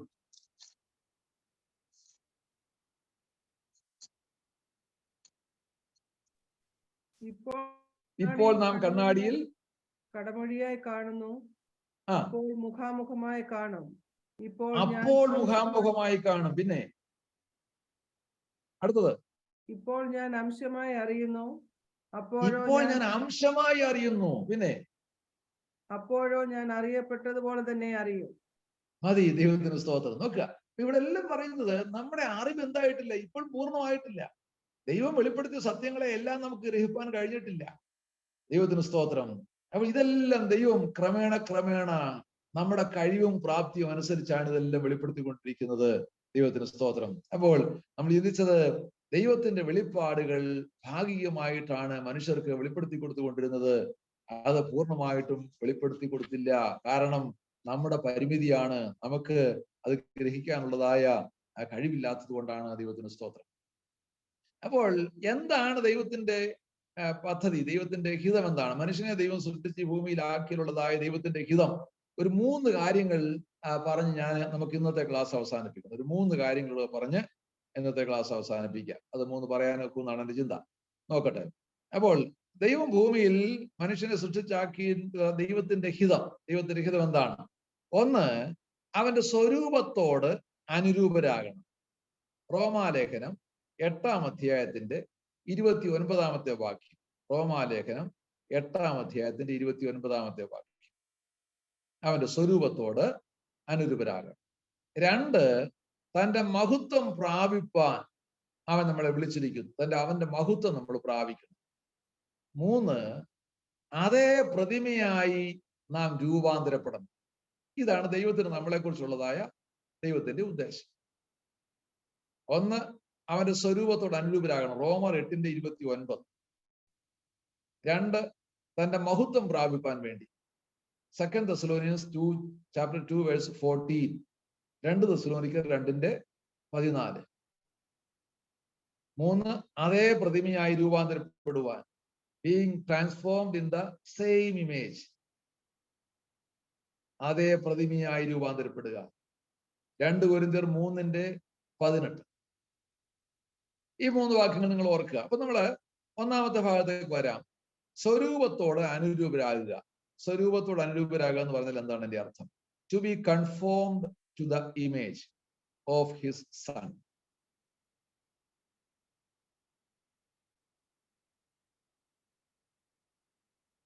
കൺഫോംഡ് അതിന്റെ അർത്ഥം എന്താണ്? അതിന്റെ ഗ്രീക്ക് ഭാഷയിൽ കൊടുത്തിരിക്കുന്നതായ വാക്ക് സുമോർഫോസ് എന്നാണ്. സുമോർഫോസ്. SUMMORPHOS. സുമോർഫോസ്. അതിന്റെ അർത്ഥം having the same form as another.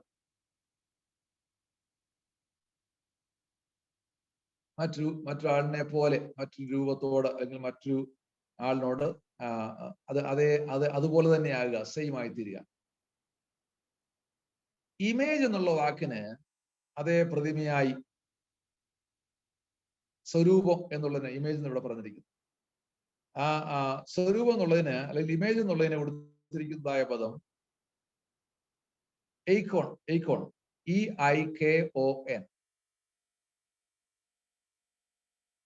ഇതിന് പറയുന്നത്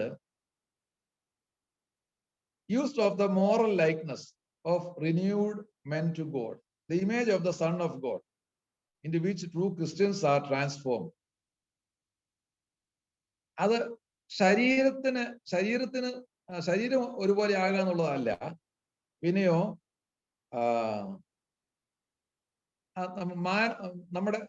നമ്മുടെ സ്വഭാവം അതിനോട് അനുരൂപമാകുക എന്നുള്ളതാണ്. അപ്പോൾ യേശുക്രിസ്തുവിന്റെ സ്വരൂപത്തോട് അനുരൂപരാകുക എന്ന് പറയുമ്പോൾ അതിന്റെ അർത്ഥം നമ്മൾ മനസ്സിലാക്കേണ്ടത് അവന്റെ സാദൃശ്യത്തോട് രൂപത്തോട് അനുരൂപരാകുക എന്നുള്ളതിനേക്കാൾ ഉപരിയായിട്ട് യേശുവിന്റെ സ്വഭാവവുമായിട്ട് നമ്മൾ അനുരൂപപ്പെടുക എന്നുള്ളതാണ്. യേശുവിന്റെ സ്വഭാവമായിട്ട് അനുരൂപപ്പെടുക എന്ന് പറഞ്ഞാൽ എന്താ അതിന്റെ അർത്ഥം? ഒരുവൻ മാനസാന്തരപ്പെടുമ്പോൾ അവന്റെ ജീവിതത്തിൽ ഉണ്ടാകേണ്ടതായ സ്വഭാവ രൂപീകരണത്തെയാണ് ഇവിടെ പറയുന്നത്. ഫിലിപ്പിയ ലേഖനത്തിൽ പൗലോസ് അപ്പോസ്തലൻ പറയുന്നുണ്ട്, ക്രിസ്തുയേശുവിലുള്ള ഭാവം തന്നെ നിങ്ങളിലും ഉണ്ടായിരിക്കട്ടെ. ക്രിസ്തുയേശുവിലുള്ളതായ ഭാവം. ക്രിസ്തുയേശുവിലുള്ളതായ ഭാവം എന്താണ്? ക്രിസ്തുയേശുവിലുള്ള ഭാവത്തെക്കുറിച്ച് അവിടെ തന്നെ പറയുന്നുണ്ട്. ക്രിസ്തുയേശുവിലുള്ള ഭാവം എന്താണെന്ന് ഫിലിപ്പി ലേഖനം 2-ാം അധ്യായത്തിന്റെ 1 മുതലുള്ള വാക്യങ്ങൾ വായിക്കുമ്പോൾ നമുക്ക് ക്രിസ്തുയേശുവിന്റെ ഭാവം എന്താണെന്ന് കാണുന്നുണ്ട്. Let this mind be in you which was also in Christ Jesus. യേശു ക്രിസ്തുവിലുള്ളതായ അതേ മനസ്സ് തന്നെ, അതേ ഭാവം തന്നെ, ആ മനസ്സ് നമുക്ക് ഉണ്ടാകുന്നതിനെ കുറിച്ചാണ് ഇവിടെ അവരുടെ സ്വരൂപത്തോട് അനുരൂപരാകുക എന്ന് പറയുന്നതിന്റെ അർത്ഥം. അപ്പോൾ യേശുക്രിസ്തുവിന്റെ സ്വഭാവം എന്താണെന്ന് അവിടെ പറയുന്നു. യേശുക്രിസ്തുവിന്റെ സ്വഭാവത്തെ കുറിച്ച് അവിടെ പറയുന്നതായ കാര്യം താഴ്മ എന്നുള്ളതാണ്. ഹംബിൾനെസ്, താഴ്മ. യേശുക്രിസ്തുവിന്റെ താഴ്മയെ കുറിച്ച് എന്താണ് നമുക്ക് ഇവിടെ കാണാൻ കഴിയുന്നത്? ഫിലിപ്പിലെ 2-ാം അധ്യായത്തിന്റെ 1 മുതലുള്ള വാക്യങ്ങൾ വായിച്ചാൽ യേശുക്രിസ്തുവിന്റെ താഴ്മയെ കുറിച്ച് എന്ത് കാണാൻ കഴിയും? ആർക്കെങ്കിലും പറയാമോ? അവൻ ദൈവരൂപത്തിലിരിക്കെ ദൈവത്തോടുള്ള സമത്വം മുറുകെ പിടിച്ചു. യെസ്. അവൻ ദൈവരൂപത്തിലിരിക്കെ ദൈവത്തോടുള്ള സമത്വം മുറുകെ പിടിച്ചുകൊള്ളണമെന്ന് വിചാരിക്കാതെ എന്ത് ചെയ്തു? തന്നെത്താൻ താഴ്ത്തി. അവൻ ആരായിരുന്നു? ദൈവമായിരുന്നു. ദൈവത്തോട് സമസ്വഭാവമുള്ളവനായിരുന്നു. ദൈവത്തോട് സമനായിരുന്നു. അവൻ അങ്ങനെ അതവിടെ മുറുകി പിടിച്ചിരിക്കണം, എനിക്ക് ഇവിടെ തന്നെ ഇരിക്കണമെന്ന് കർത്താവ് കരുതാതെ, യേശുക്രിസ്തു പുത്രൻ തമ്പുരാൻ കരുതാതെ അത് വിട്ട് അവൻ എന്ത് ചെയ്തു? ദൈവത്തോടുള്ള സമത്വം മുറുകെ പിടിച്ചു വിചാരിക്കാതെ തന്നെത്താൻ ഒഴിച്ചു, വേഷത്തിൽ മനുഷ്യനായി. തന്നെത്താൻ താഴ്ത്തി വേഷത്തിൽ മനുഷ്യനായി. പിന്നെ ആ വാക്യം വായിച്ചാട്ട്. അവൻ ദൈവരൂപത്തിലിരിക്കെ ദൈവത്തോടുള്ള സമത്വം മുറുകെ പിടിച്ചുകൊള്ളണം എന്ന് വിചാരിക്കാതെ ദാസരൂപം എടുത്തു, മനുഷ്യ ദാസരൂപം. നോക്കണേ, സ്റ്റെപ്പായിട്ട് പോകുന്ന നോക്കണേ. അവൻ ദാസരൂപം എടുത്തു, മനുഷ്യ സദൃശത്തിലായി, മനുഷ്യന്റെ സദൃശത്തിലായി, തന്നെത്താൻ ഒഴിച്ചു, തന്നെത്താൻ ഒഴിച്ചു. Emptied himself. അവനെ തന്നെ കാലിയാക്കുന്നു. എംറ്റി ആക്കുക എന്ന് പറഞ്ഞാൽ അറിയാമല്ലോ, ഒരു പാത്രത്തിൽ ഉണ്ടായിരുന്ന സാധനങ്ങളെല്ലാം എംറ്റി ആക്കുക എന്ന് പറഞ്ഞാൽ അത് കാലിയാക്കി, അതിൻ്റെ അകത്ത് പിന്നൊന്നുമില്ല. എന്താണ് യേശുക്രിസ്തു തന്നെ ഒഴിച്ചത് അല്ലെങ്കിൽ എംറ്റി ആക്കിയത്? തന്നിൽ ഉണ്ടായിരുന്ന എന്തെല്ലാമോ അതെല്ലാം ഒഴിച്ചു, അതെല്ലാം എംറ്റി ആക്കി, കാലിയാക്കി. എന്താ ഇതിന്റെ അർത്ഥം? യേശുക്രിസ്തുവിന്റെ ഉണ്ടായിരുന്നത്, അവൻ ദൈവമായിരുന്നപ്പോൾ തനിക്ക് ഉണ്ടായിരുന്നതായ മഹത്വം, അവന്റെ തേജസ്, അവനുണ്ടായിരുന്നതായ സ്ഥാനം, അവനുണ്ടായിരുന്ന പദവികൾ എല്ലാം ഒഴിച്ചു വെച്ചു. എന്നിട്ട് അവനെ ആരായി തീർന്നു?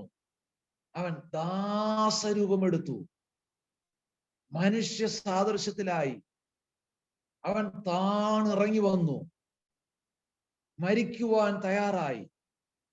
ആ മരണവും എങ്ങനെയുള്ളതായിരുന്നു? ക്രൂശ് മരണം സ്വീകരിപ്പാൻ അവൻ മനസ്സ് കാണിച്ചു. ക്രൂശ് മരണം എന്ന് പറയുന്നത് ഏറ്റവും ശാപകരമായ മരണം.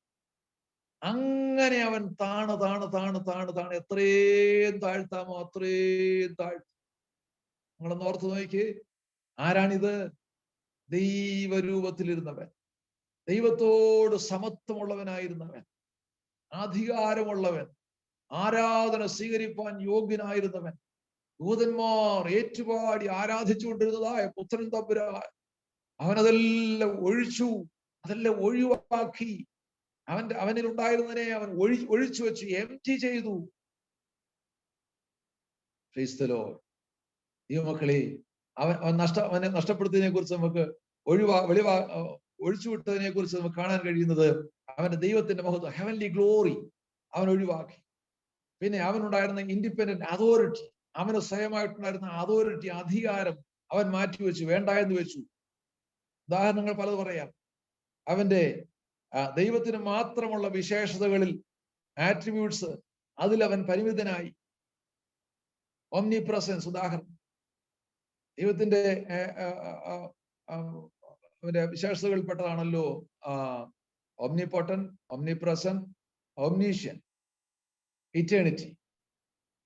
ഈ അവസ്ഥകളെ ദൈവം മാറ്റിവെച്ചു. അതിൽ ഓംനിപ്രസൻസ്, യേശുക്രിസ്തു ഗലീലയിൽ കൂടെ സഞ്ചരിക്കുമ്പോൾ ഗലീല നാട്ടിൽ കൂടെ മാത്രം അവൻ പരിമിതനായി. അവൻ സ്വർഗസ്ഥലങ്ങളിൽ ഇരുന്നപ്പോൾ അഖിലാണ്ടത്തിന്റെ വ്യാപനം എവിടെയെല്ലാം ഉണ്ടോ, ദൈവം എവിടെയെല്ലാം ഉണ്ടോ, അവന്റെ സർവ്വവ്യാപിത്വം, എല്ലായിടത്തും ഉണ്ടായിരുന്ന സർവ്വവ്യാപിത്വം അത് ഒഴിച്ചു. അവന് ഒതുങ്ങി അവൻ സ്ഥലപരിമിതനായി. അവൻ നടന്നു പോകുമ്പോൾ ഗലീലയിൽ മാത്രം. അവൻ യഹൂദയിലേക്ക് പോകണമെങ്കിൽ ഗലീലയിൽ നിന്നും കാൽനടയായിട്ടോ കഴുതപ്പുറത്തോ കയറി അവൻ യഹൂദിയിൽ പോകണമായിരുന്നു. ആരാണിത്? സർവവ്യാപിയായിരുന്ന കർത്താവ്. അവൻ അവന്റെ ആ സർവ്വവ്യാപത്വത്തിൽ പരിമിതനായി. ഇതാ അവിടെ ഞാൻ പറഞ്ഞത്, അവന്റെ ദൈവത്തിന് മാത്രമുള്ള വിശേഷതകളിൽ, ആട്രിബ്യൂട്ട്സിൽ അവൻ പരിമിതനായി. ദൈവത്തിന് സ്തോത്രം.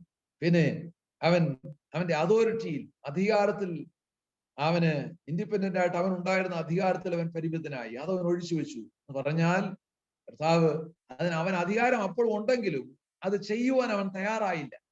ഉദാഹരണം, യേശുക്രിസ്തുവിനെ പിടിച്ചു കെട്ടിക്കൊണ്ട് പോകുന്നതായ സമയം കർത്താവ് പറഞ്ഞു, നിങ്ങൾ എനിക്ക് പത്രോസ് എടുത്ത് വാളെടുത്ത് വെട്ടിയും പറഞ്ഞു, വാളൊക്കെ അകത്തിട്, എനിക്കിപ്പോ എന്റെ പിതാവിനോട് ചോദിച്ചാൽ ഒരു ബറ്റാലിയൻ സൈന്യം ഇങ്ങോട്ടേക്ക് വരാൻ ഇപ്പോ എനിക്ക് ചോദിച്ചാൽ കഴിയും. 12 ലഗിയോനിലും അധികം ദൂതന്മാരെ ഇപ്പം തന്നെ ഞാൻ വരുത്താൻ വേണമെങ്കിൽ, പക്ഷെ ഞാൻ ചെയ്യുന്നില്ല, ഞാൻ ചെയ്യുകയില്ല. അതാ അവിടെ കർത്താവ് പറഞ്ഞിട്ട് താല്പര്യം. എനിക്ക് അധികാരം കൊണ്ട് ഇപ്പോഴും ചോദിക്കാൻ, പക്ഷെ ഞാൻ ചോദിക്കുന്നു, ഞാൻ ആ അധികാരം മാറ്റി വെച്ചിരിക്കുകയാണ്. അധികാരം ഒഴിച്ചിട്ടാണ് വന്നത്. കർത്താവ് ആ അധികാരം ഒഴിച്ചു വെച്ചില്ലായിരുന്നെങ്കിൽ കർത്താവിനെ ആർക്കും തൊടാൻ പറ്റുമായിരുന്നു.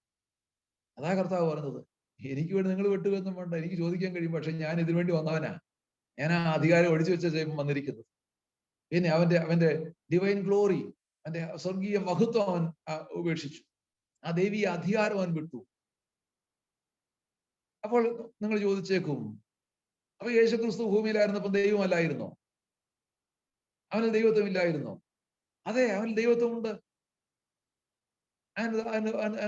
ഉദാഹരണം പറയാം. ഒരു രാജാവ് രാജസിംഹാസനത്തിൽ ഇരിക്കുമ്പോൾ അവന്റെ കയ്യിൽ ചെങ്കോലുണ്ട്, അവന്റെ തലയിൽ കിരീടമുണ്ട്, അവന് രാജകീയ വസ്ത്രമുണ്ട്. അവനൊരു ദിവസം തീരുമാനിക്കുകയാണ്, അല്ലെങ്കിൽ ആ രാജാവ് തീരുമാനിക്കുകയാണ്, പ്രജകളുടെ കാര്യങ്ങളൊക്കെ ഒന്ന് അറിയാൻ എനിക്കൊന്ന് പ്രജകളുടെ ഇടയിലേക്കൊന്ന് ഇറങ്ങി പോകണം. അപ്പൊ ഈ രാജകീയ വേഷത്തിലൊക്കെ അങ്ങോട്ട് ചെന്നാല് ജനങ്ങളെല്ലാം രാജാവ് വരുന്നു എന്നുള്ള നിലയിൽ രാജാവിനെ കണ്ട പെട്ടെന്ന് തിരിച്ചറിയും.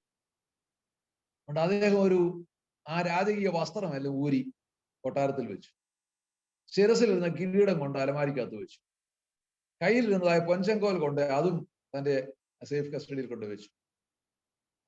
എന്നിട്ട് തന്റെ രാജകീയ മെതിയടിയൊക്കെ മാറ്റിവെച്ചു.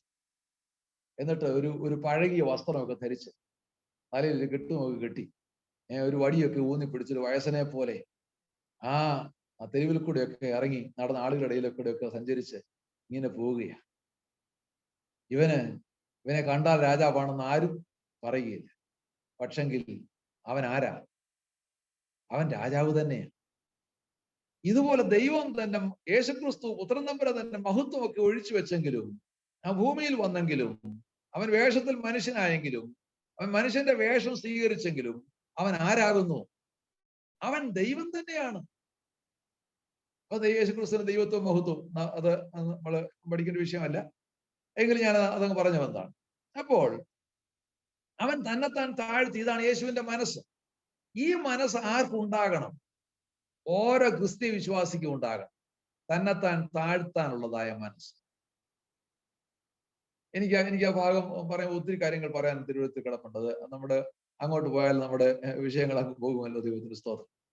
യേശുക്രിസ്തുവിന്റെ താഴ്മ മനോഭാവം, ആ താഴ്മ നമുക്കുണ്ടാകണം. താഴ്മ ഇതാ ദൈവം നമ്മൾ ആഗ്രഹിക്കുന്നു.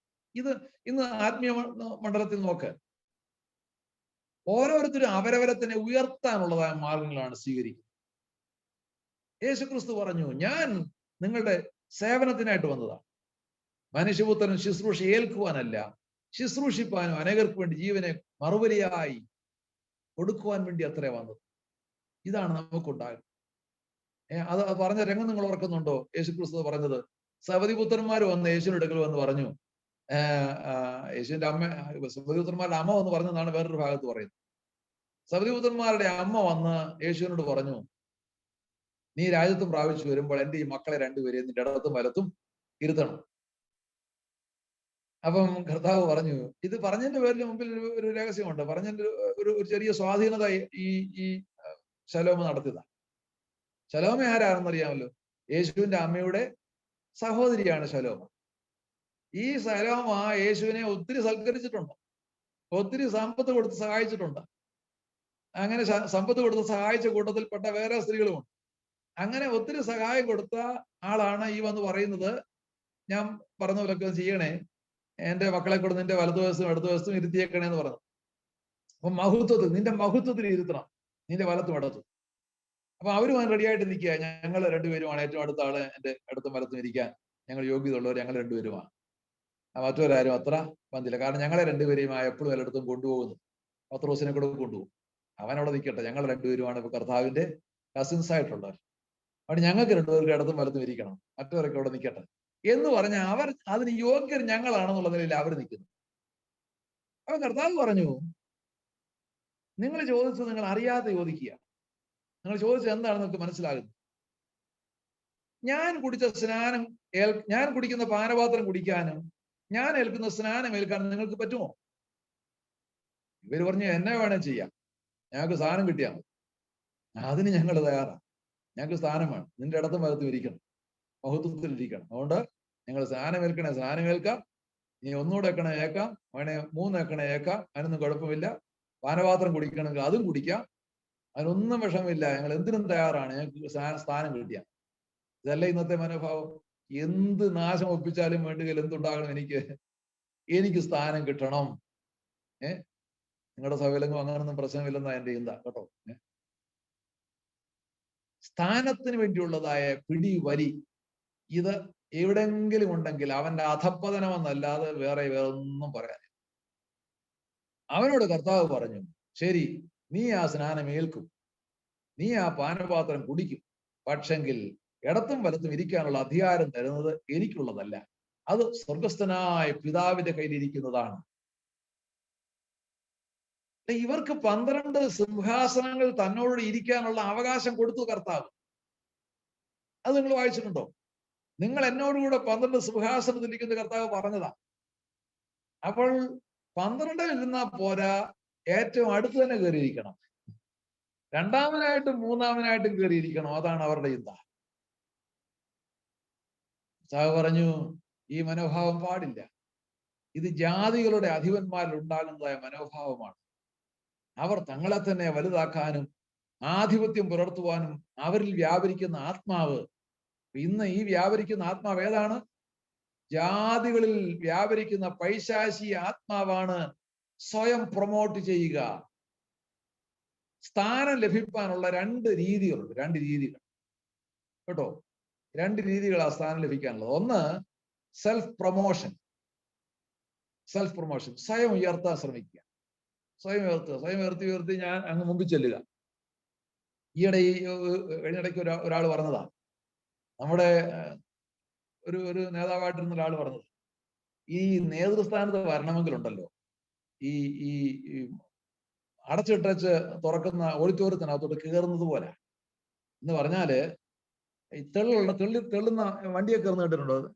വണ്ടിയെ കയറണമെങ്കിൽ മുമ്പിൽ കയറാനുള്ള മാർഗം എന്ന് പറയുന്നത് ഇങ്ങനെ നേരെ നിന്ന് കയറിയാൽ കയറാൻ നോക്കുകയില്ല. ആർക്കും ഒന്ന് സൈഡ് ചരിഞ്ഞു കൊടുത്ത് തോളൊന്ന് കയറ്റി കൊടുക്കണം, 2 പേരുടെ ഇടയ്ക്കോട്ട്. അപ്പം പിന്നെ പുറകിൽ നിന്നുള്ള തെള്ളി വരുന്നുണ്ട്, ഈ ആളങ്ങ് മുമ്പിൽ കയറി പോകും. സൈഡ് നിൽക്കുന്ന 2 വശത്തോട്ട് ഒതുങ്ങി പോകും. അതുകൊണ്ട് അങ്ങോട്ട് തോളങ്ങോട്ട് കയറ്റി കൊടുത്താൽ മതി, നിങ്ങളൊന്നും പിന്നെ അറിയാണ്ട് മുമ്പിൽ ചെല്ലാമെന്ന് തോന്നും. അപ്പൊ ഇങ്ങനെയാണ് സ്ഥാനം കിട്ടാനുള്ളതായ മാർഗം എന്നാണ് അദ്ദേഹം പറഞ്ഞത്. ശരിയല്ലയോ? വെറുതെ നിന്നാലൊന്നും കയറ്റം നടക്കുകയില്ല. വണ്ടിയെ കയറണമെങ്കിൽ ഇങ്ങനെയൊക്കെ തോളൊക്കെ ഒന്ന് തള്ളി കയറ്റി വെച്ച് തള്ളുകൊണ്ട് കയറിയല്ലോ, അല്ലെങ്കിൽ അവിടെ നിന്ന് പോവുകയുള്ളൂ. അപ്പൊ ഇങ്ങനെയാണ് അവർ സെൽഫ് പ്രൊമോഷൻ, അവർ സ്വയം ഉയർത്തുകയാണ്. എന്നാൽ യേശുക്രിസ്തു കാണിച്ച മാതൃക സെൽഫ് പ്രൊമോഷൻ അല്ല, സെൽഫ് ഡിനയലാണ്, സ്വയം ത്യജിക്കലാണ്. ദൈവത്തിന് സ്തോത്രം. ദൈവമക്കളെ, നമ്മളിൽ ഉണ്ടാകേണ്ട ഭാവം ഇതാണ്. നാം സ്വയം ത്യജിക്കാൻ തയ്യാറാകുക. ആ കർത്താവ് പറഞ്ഞു, നിങ്ങളിൽ ഒന്നാമനാകുവാൻ ഇച്ഛിക്കുന്നവൻ നിങ്ങളിൽ ആരായി തീരട്ടെ? ദാസനായി തീരട്ടെ. ഒന്നാമനാകാൻ വേണ്ടി ദാസനാകരുത് എന്നാ ഞാൻ പറയും. എന്നാ ദാസനായേക്കാം, എനിക്ക് എന്തായാലും എനിക്ക് ഒന്നാമനാകണം, അതുകൊണ്ടങ്ങ് ദാസനായേക്കാം. അതും ശരിയായ മാർഗമല്ല. നീ സേവനത്തിന് വേണ്ടി നീ മനസ്സ് കൊടുക്ക്, അതിന് നീ തയ്യാറാകുക. അപ്പോൾ നിനക്ക് വേണ്ട മാന്യത മറ്റുള്ളവർ തരും. അനേക ദാസന്മാരുള്ളവനല്ല നേതാവ്, പിന്നെയോ അനേകരുടെ ദാസനായിരിക്കുന്നവനാണ് നേതാവ് എന്നാണ് ലീഡർഷിപ്പിനെ കുറിച്ച് ഒരാൾ പറഞ്ഞിരിക്കുന്നത്. അപ്പൊ ഞാൻ പറഞ്ഞത്, യേശുക്രിസ്തുവിന്റെ ഭാവം താഴ്മ മനോഭാവം. അവൻ തന്നെത്താൻ താഴ്ത്തി. ആ ഭാഗത്തെ കുറിച്ച് നിങ്ങൾ ഓർക്കുക. പിന്നെ അവന്റെ നിത്യമായ മഹത്വം, നിത്യമായ ധനം, ഇറ്റേണൽ റിച്ചസ് അവൻ നഷ്ടപ്പെടുത്തി കളഞ്ഞു. അതല്ലേ പറഞ്ഞത്? കൊരിന്ത്യർ ലേഖനത്തിൽ പൗലോസ് പറയുന്നു, 2 കൊരിന്ത്യർ 8:9 പൗലോസ് പറയുന്നു, നമ്മുടെ കർത്താവായ യേശു ക്രിസ്തു സമ്പന്നനായിരുന്നിട്ടും, സമയമായോ? ഓക്കെ, സമയം കഴിഞ്ഞു അല്ലേ? ആകട്ടെ, ഞാൻ അവിടെ കൊണ്ട് അവസാനിപ്പിക്കാം. നമ്മുടെ കർത്താവായ യേശു ക്രിസ്തു സമ്പന്നനായിരുന്നിട്ടും നാം സമ്പന്നരാകേണ്ടതിന് നാം മുഖാന്തരം അവൻ ദരിദ്രനായി തീർന്നതായ കൃപ നിങ്ങൾ അറിയുന്നുവല്ലോ. ദൈവത്തിന് സ്തോത്രം ചെയ്യുന്നു. മൂന്നാമത് ഒരു കാര്യം കൂടെ കർത്താവ് ഒഴിച്ചു. എന്താണെന്ന് ഞാൻ പറയാം. അവന്റെ ദൈവപിതാവിനോടുള്ളതായ ഏറ്റവും അടുത്ത ആ റിലേഷൻഷിപ്പ്, ആ favourite relationship with God father, അത് താൻ നഷ്ടപ്പെടുത്തി, ഒഴിച്ചു, എംറ്റി ചെയ്തു. നോക്കുക, യേശുക്രിസ്തുവിന്റെ ഭാവത്തെ കുറിച്ച് ഞാൻ ഒരു കാര്യം പറഞ്ഞു. അവന്റെ സ്വരൂപത്തോട് അനുരൂപരാകുക എന്നുള്ളതിനെ കുറിച്ച് ഒരു കാര്യം നമ്മൾ ചിന്തിച്ചു. താഴ്മ മനോഭാവം. കർത്താവിനെ ഉപദേശിക്കുന്നുവെങ്കിൽ നമുക്ക് അടുത്ത ആ ക്ലാസ്സിൽ ആ ബാക്കി കാര്യങ്ങൾ ചിന്തിക്കാം. ഇത്രയും പേര് ഇന്ന് ഏതാണ്ട് 25 ഡിവൈസസുകൾ ജോയിൻ ചെയ്തിട്ടുണ്ട്. തുടങ്ങിയപ്പോൾ 22 പേരെ ഉണ്ടായിരുന്നുള്ളൂ. ഇപ്പോൾ 25 പേരുണ്ട്. നിങ്ങൾ അടുത്ത ക്ലാസ്സിന് ഇത്രയും പേര് വരുമെന്നാണ് ഞാൻ പ്രതീക്ഷിക്കുന്നത്. കർത്താവിനെ വെച്ചാൽ നമുക്ക് അടുത്ത ഞായറാഴ്ച ഇതുപോലെയുള്ള സമയത്ത് കൂടാം. പ്രാർത്ഥനയിൽ നിങ്ങൾ എന്നെ കൂടെ ഓർക്കുക. ഞാൻ ഇന്നലെ ചാലക്കുടിയിലായിരുന്നു. ചാലക്കുടിയിൽ വൈകിട്ട് മീറ്റിംഗ് ഉണ്ടായിരുന്നു. അത് കഴിഞ്ഞ് ഇന്ന് പെരുമ്പാവൂരിൽ ആരാധനയും കഴിഞ്ഞ് അവിടുന്ന് യാത്ര ചെയ്താണ് ഇന്നിവിടെ വൈകിട്ട് വന്നത്. അത് കഴിഞ്ഞ് ഇതുവരെ വിശ്രമിച്ചിട്ടില്ല. കർത്താവ് എത്രത്തോളം ബലപ്പെടുത്തി. ഇതുപോലെ എല്ലാ ഞായറാഴ്ചയും മിക്കവാറും എനിക്ക് എവിടെയെങ്കിലും പ്രോഗ്രാം കാണും. അതുകൊണ്ട് ഞായറാഴ്ച വൈകിട്ടത്തെ അല്പം ബുദ്ധിമുട്ടുണ്ടെങ്കിലും നിങ്ങൾ എനിക്ക് വേണ്ടി പ്രാർത്ഥിക്കുന്നെങ്കിൽ കർത്താവ് എന്നെ ബലപ്പെടുത്തും. ദൈവമായ കർത്താവ് നിങ്ങളെ സഹായിക്കട്ടെ. ഇങ്ങനെ എന്നെ വിളിച്ചതിൽ, ഇങ്ങനൊരു ക്ലാസ് ക്രമീകരിച്ചതിൽ ഞാൻ നന്ദി അർപ്പിക്കുന്നു. കർത്താവിന് മഹത്വം കരയേറ്റുന്നു. ദൈവം അനുവദിച്ചാൽ നമുക്ക് അടുത്ത ആഴ്ച കാണാം. കർത്താവ് നമ്മളെ സഹായിക്കും.